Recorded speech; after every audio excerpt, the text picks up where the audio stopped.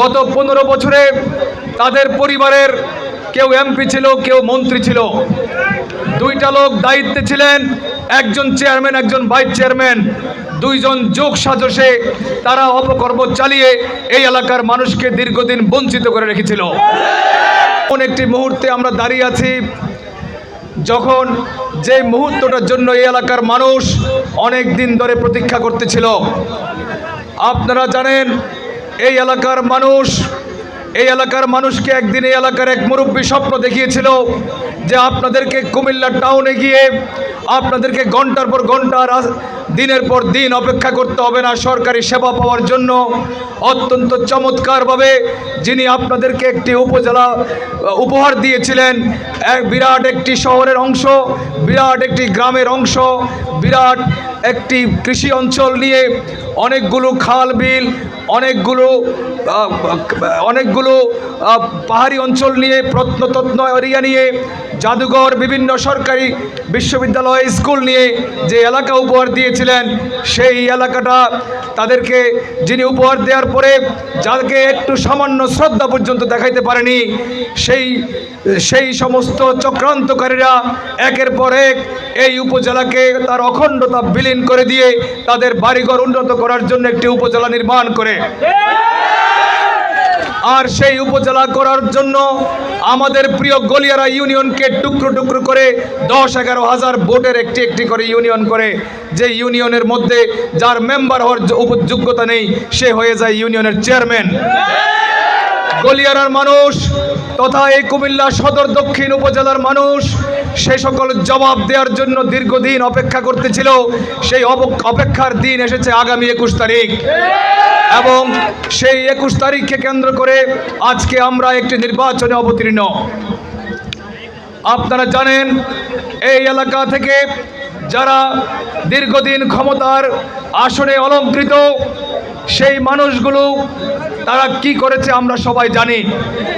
গত 15 বছরে তাদের পরিবারের কেউ এমপি ছিল, কেউ মন্ত্রী ছিল। দুইটা লোক দায়িত্বে ছিলেন, একজন চেয়ারম্যান, একজন ভাইস চেয়ারম্যান।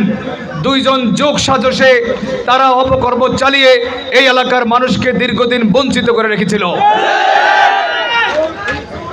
আমাদের শত শত কিলোমিটার রাস্তা নতুন করা হয়েছিল, আর গত 15 বছরে যারা 1 কিলোমিটার রাস্তা নতুন তৈরি করতে পারেনি। এবং যে সমস্ত রাস্তাগুলো আমাদের সাবেক এমপি মহোদয় করেছিলেন, সেই রাস্তাগুলোতে এখন রিক্সা পর্যন্ত চলাচল করা যায় না। এমন একটি মুহূর্তে আমাদের একটি নির্বাচন এসেছে।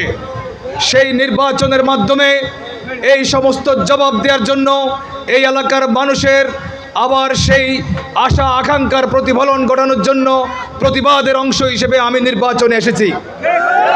আপনারা জানেন, একটা এলাকা থেকে একটা নেতৃত্ব তৈরি হলে দলমত নির্বিশেষে সবাই সেই নেতৃত্বের থেকে সুবিধা পায়। আমরা অতীতে পেয়েছি না, আমাদের শ্রদ্ধেয় নেতা মনিরুল হক চৌধুরীর কাছ থেকে আমরা সেটা পেয়েছি দলমত নির্বিশেষে। উনি একটি দল থেকে নির্বাচিত হয়েছিল, এই এলাকার অন্য সকল দলের মানুষ তার কাছ থেকে অনেক রকম সুযোগ সুবিধা পেয়েছিল। কিন্তু দুঃখের বিষয়, এক দল, চাটুকারের দল, আমাদের এই এলাকা থেকে এই এলাকা থেকে একদল চাটুকারের জন্য আমরা এই সুযোগ থেকে বঞ্চিত হচ্ছি বছরের পর বছর। নির্বাচন যখন আসে, অদৃশ্য শক্তির পেছনে তারা ঘুরে। তারা নিজেরাও জীবনে তাদের চেহারা দেখে না, মানুষকে এসে তারা ছবি দেখে বলে যে ভোট দেন। আর এই ছবি দেখে ভোট দেয়, ভোট দিতে বলে কিছু একটা আনুষ্ঠানিকতা করে ভোটের দিন তারা নিজেরাই বাক্স ভরে নেয়। তারা বাক্স ভরে, বস্তা ভরে তাদের বাড়িতে নিয়ে ভোট দিয়ে আসে, এবং তারপরে আবার 5 বছরের জন্য তারা অদৃশ্য হয়ে যায়। এইভাবে গত 5 বছর করে 15 বছরে অদৃশ্য শক্তির পেছনে আমাদের এই এলাকার কিছু, আসলে কি বলবো, ঘুমন্ত মানুষ, চাটুকারের দল তাদেরকে এই এলাকায় তাদেরকে নেতৃত্ব রেখেছে, আর এই এলাকার মানুষকে তাদের সকল রকম সুযোগ সুবিধা থেকে বঞ্চিত রেখেছে। এই এলাকার মানুষ এই সুযোগ পেয়েছে, এই সুযোগের জবাবে এলাকার মানুষ আগামী 21 তারিখে দিবে ইনশাআল্লাহ। আপনারা জানেন, আমি নির্বাচনে অবতীর্ণ হয়েছি। এই নির্বাচনে যারা প্রার্থী হিসেবে একজন ভাইস চেয়ারম্যান, বর্তমানে একজন চেয়ারম্যান, তারা দুইজনের বাড়ি ঠিকানা এই এলাকায় নেই। একজনের রাজনীতিও এই এলাকায় নেই, তার রাজনীতি আত্মীয়তা সব হচ্ছে কুমিল্লা টাউনে। আরেকজন, ওনার ঠিকানা হচ্ছে তাদের বানানো লালমাই এবং তার আত্মীয়তা হচ্ছে বরুড়া লাঙ্গলকোট এলাকায়। এই এলাকার মধ্যে তার কোনো আত্মীয়তা আমি খুঁজে পাই না। আল্লাহর রহমত, এই এলাকার যে কোনো গ্রামে যাই, প্রত্যেকটি বাড়িতে বাড়িতে আমি আমাদের এলাকার আত্মীয়তা খুঁজে পাই, কিন্তু তাদের উপরে আল্লাহর রহমত হয় আসেনি, তাদের কোনো আত্মীয়তাও নেই। তারা এই এলাকায় এসে অন্যায়ভাবে মানুষের কাছে তাদের ভোট চায়। তাদের যদি লজ্জা থাকতো, এই 15 বছরে যাদের কাছে ভোটের জন্য আসতে হয়নি, মানুষের ভোট ছাড়া যারা ক্ষমতার মধ্যে বসে আছে, ক্ষমতা আঁকড়ে ধরে তারা আপোষ করে নিজেরা নিজেরা ক্ষমতায় বসে আছে, আমার কারণে তারা আজকে নির্বাচনে আসছে।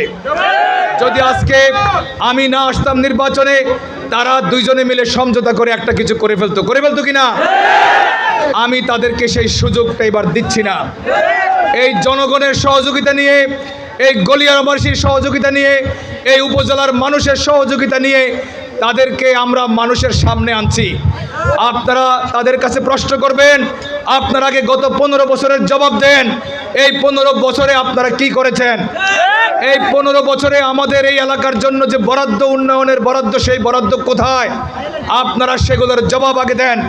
আমাদের কিছু নেতাকর্মীকে তারা হুমকি দামকি দিচ্ছে। আরে ভাই, এছাড়া তাদের উপায়টা কি?